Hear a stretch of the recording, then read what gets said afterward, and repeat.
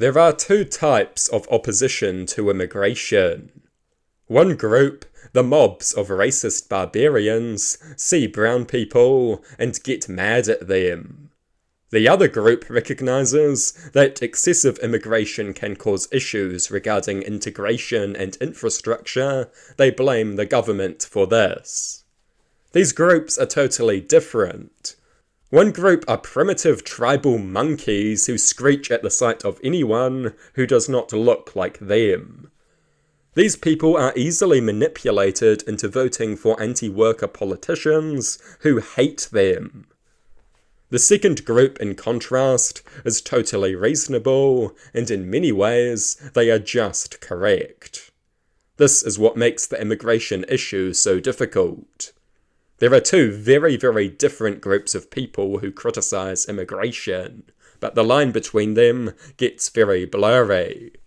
Some members of the first group are smart enough to pretend to be members of the second group, and some members of the second group put insufficient effort into distancing themselves from the scum. Excessive immigration does pose a serious issue regarding integration and infrastructure.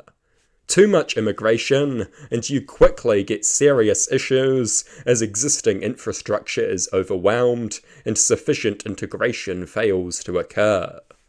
This is the fault of politicians who craft immigration policy. It is not the fault of random immigrants seeking a better life for their family. Anyone who gets angry at the immigrants is a mindless fool who has no place in any political movement. They should go back to the playpen and let the adults debate the issue. I have no tolerance for this kind of moronic behaviour. It makes an otherwise reasonable point look repulsive by association. It represents a primitive tribal form of political thinking that needs to be firmly rejected. Criticize immigration, do not criticize immigrants. It is noble to move elsewhere seeking a better life for your family, abandoning all that you know to find prosperity for your children. That does not mean everyone is entitled to do this, but I will never blame those who can for making that decision. Anyone who cannot understand this is an emotion-driven creature who cannot participate in healthy political discourse.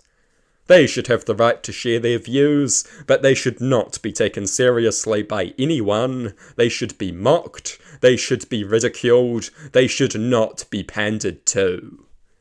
But they are being pandered to. Because now politicians are so desperate for power, they will say anything to be elected. They will breathe life into the most disgusting, worthless sentiments.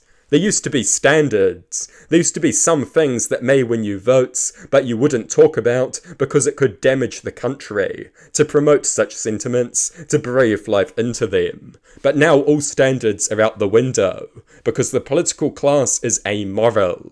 They could not care less about the good of the country. They are desperate for power, and they will say anything to get it. And that is going to do great damage to Western society. More damage than 1 million immigrants.